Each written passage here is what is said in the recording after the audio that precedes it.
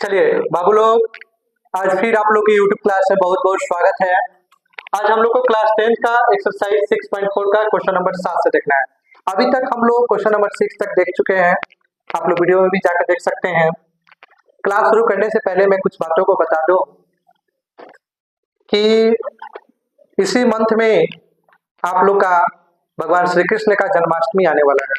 भगवान श्री कृष्ण का जन्म हुआ था, पॉसिबल इस सैटरडे तो नहीं, नेक्स्ट सैटरडे पड़ेगा। तो भगवान श्री कृष्ण क्या कहते हैं, इस पर ध्यान दीजिए। भगवान श्री कृष्ण कहते हैं कि अगर झूठ बोलकर आप किसी की जिंदगी बर्बाद करते हैं तो याद रखिएगा, ये आपके ऊपर कर्ज है, ये आपको एक दिन ब्याज सहित मिलेगा। इसीलिए कभी भी झूठ बोलकर किसी के लाइफ के साथ खिलवाड़ ना कीजिए, नहीं तो आपको भी एक ना एक दिन इसका ब्याज सहित भुगतना पड़ेगा। चलिए हम लोग अपने क्लास की तरफ आते हैं। देखिए बाबू, क्वेश्चन क्या है, सिद्ध कीजिए कि एक वर्ग की किसी भुजा पर बनाए गए, यहाँ पर ABCD हमारा क्या है, एक वर्ग है, ABCD ये आपका वर्ग है। वर्ग है तो बाबू इसकी चारों भुजा क्या होगी, बराबर होगी, यानी इसका मान भी बराबर होगा, इसके। कोई दिक्कत? अब आइए, बनाए गए समबाहु त्रिभुज का क्षेत्रफल, उसी वर्ग के विकर्ण पर बनाए गए समबाहु त्रिभुज के क्षेत्रफल का आधा होता है।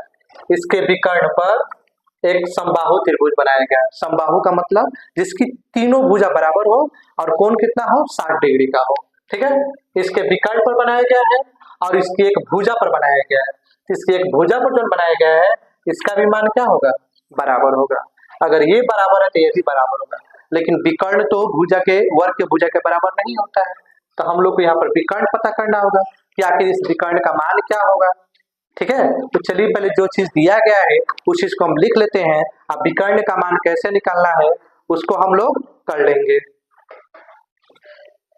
चलिए बाबू, सबसे पहले हम इसमें जो चीज दिया गया है उस चीज को लिखते हैं।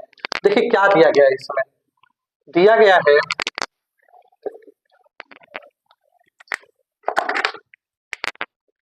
इसमें दिया है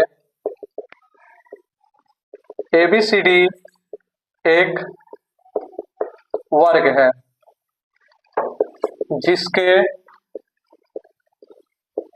विकर्ण, इसका विकर्ण है AC पर एक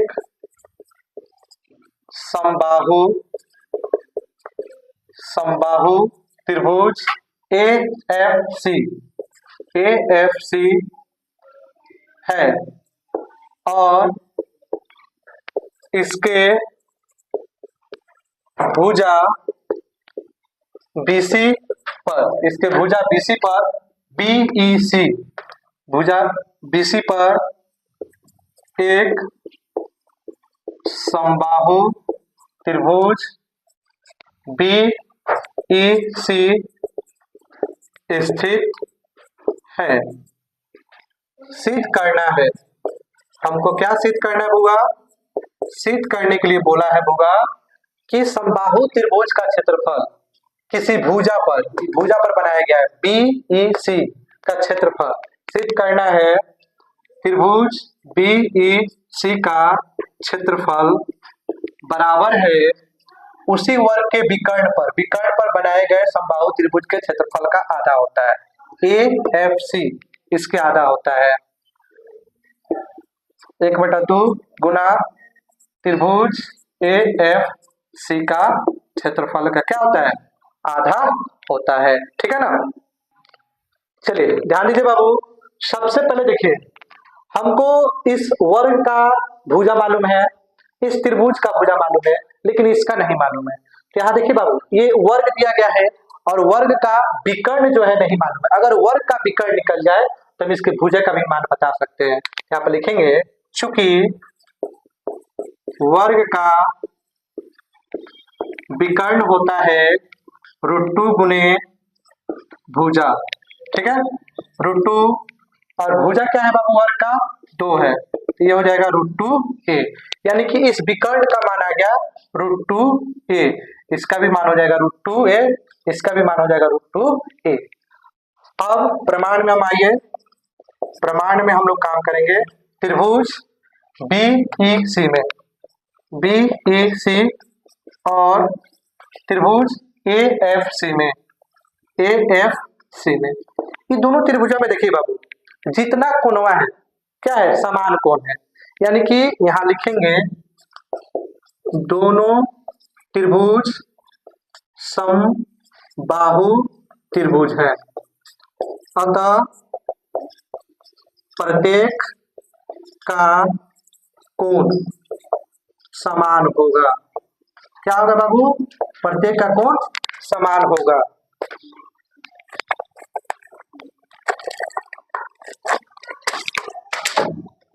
प्रत्येक का कोण क्या होगा बाबू, समान होगा। इसलिए त्रिभुज BEC समरूप है त्रिभुज AFC के, कैसे, AAA समरूपता से। कैसे बराबर हो जाएगा बाबू, AA समरूपता से क्या हो जाएगा, बराबर हो। चलिए बाबू, अब हम लोग देखेंगे यहाँ पे, हम जानते हैं कि दो समरूप त्रिभुज के क्षेत्रफल का अनुपात उनके संगत भुजाओं के वर्गों के अनुपात के बराबर होता है, वर्गों के अनुपात के बराबर होता है। ये आप लोगों को पहले भी हम बता चुके हैं। इसलिए एरिया त्रिभुज BEC बाई एरिया त्रिभुज AFC। देखिए बाबू, इसमें BEC और AFC में हमारे बस काम करना है BC पे और AC पे, बाकी सबसे हमें कोई मतलब नहीं है, हम इसी पर काम करेंगे। तो इसमें देखिए, इसका BC का वर्ग और इसमें AC का वर्ग। तो बउआ यहाँ पर देख लीजिए, BC क्या है, A का स्क्वायर, और AC क्या है, √2 का स्क्वायर। ये हो जाएगा बउआ आपको, यहाँ पर लिख लीजिए A का स्क्वायर है तो ये, और यहाँ पर देख लीजिए √2 को 2 बार गुना करेंगे, ये हो जाएगा 2, और A को 2 बार गुना करेंगे A स्क्वायर, 1/2 यानी 1/2 हो जाएगा। इसलिए यह इसके बराबर आ गया 1/2। तब हम लोग जो सिद्ध करना था उसके हिसाब से लिख देते हैं, एरिया ट्रायंगल BEC बराबर हो जाएगा, जो आपका है क्रॉस मल्टीप्लाई कर लीजिए, 1/2 है, और गुना में कर लीजिए एरिया ट्रायंगल AFC के, ये आपका प्रूव्ड हो गया। यहाँ पर आप ट्रायंगल लगा लीजिए, बस यही आपको प्रूव करना था, हो गया। स्क्रीनशॉट आप ले लीजिए आपको इसका। चलिए ध्यान दीजिए बाबू, क्वेश्चन नंबर 8 में क्या है, सही उत्तर चुनिए और अपने उत्तर का औचित्य दीजिए, यानी कारण दीजिए, रीजन बताना है कि क्या इसका कारण होगा। यहाँ पर देखिए ABC और BDE दो समबाहु त्रिभुज, ABC और BDE दो समबाहु त्रिभुज है। समबाहु त्रिभुज का मतलब हो गया इसका पूरा कोणवा कितना हो जाएगा, 60 हो जाएगा, पूरा कोणवा 60 हो जाएगा। कितना हो जाएगा बउआ, 60 हो जाएगा, ठीक है। D भुजा BC पे, D जो है BC का मध्य बिंदु है, जब मध्य बिंदु है तो हाई साइड हुआ आपस में क्या हो जाएगा, बराबर हो जाएगा, ठीक है। त्रिभुज ABC और BD के क्षेत्रफल का अनुपात ज्ञात कीजिए। अभी आप लोग को बताए हैं क्वेश्चन नंबर 7 में कि जब दो त्रिभुज समरूप हो तो उनके क्षेत्रफल का अनुपात उनके संगत भुजा के अनुपात ये क्या होता है, बराबर होता है। अगर हम इनको समरूप कर दें तो इनकी संगत भुजाएं बराबर हो जाएंगी, और उसके बाद हम इसका मान निकाल सकते हैं। तो जो चीज इसमें है पहले कर लिया जाए। यहाँ दिया गया है, क्या दिया गया है, देखिए बउआ, यहाँ दिया गया है त्रिभुज ABC और त्रिभुज BDE समबाहु त्रिभुज है। कौन त्रिभुज है बउआ, समबाहु त्रिभुज है। इसलिए इनके प्रत्येक कोण 60 डिग्री का होगा, अर्थात समान कोणिक होगा। समान कोणिक क्या होगा बाबू? कोणी, समान कोणिक, समान कोणिक, समान कोणिक होगा। यानी कि जब यह सब समान कोण का है तो हम कह सकते हैं अतः त्रिभुज एबीसी समरूप होगा त्रिभुज बीडीई के, कैसे? ए समरूपता से। कैसे होगा? ए समरूपता से। यहां लिखेंगे हम जानते हैं कि दो समरूप त्रिभुजों का अनुपात उनके संगत भुजा के वर्गों के अनुपात के बराबर होता है। इसलिए एरिया त्रिभुज एबीसी, एरिया त्रिभुज बीडीई, यहाँ पर देखिए एबीसी का बीसी ले लीजिए, बीसी का वर्ग, और बीडीई का बीडी ले लीजिए, इसका वर्ग। यहाँ पर आ जाइए बाबू बीसी, बीसी जो है दुगुना बीडी का हो जाएगा। बीसी जो है होगा यहाँ पर एक पूरा जो है दुगो बीडी के बराबर हो जाएगा, दुगो बीडी या दुगो सीडी के।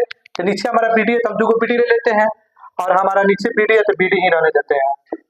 अब यहाँ पर आ जाइए, इसका 2 बार गुना कर लेंगे तो 4 बीडी स्क्वायर, और इसका 1 बार हो जाएगा बीडी स्क्वायर। बीडी से बीडी कट गया, ये आ गया 4/1, यानी कि इसका रेशियो हो जाएगा 4:1, जो कि ऑप्शन सी में है। यही आपका आंसर हो जाएगा। चलिए अब आप लोग इसका स्क्रीनशॉट ले लीजिए, कोई दिक्कत हो तो कमेंट बॉक्स में कमेंट करके बताइए।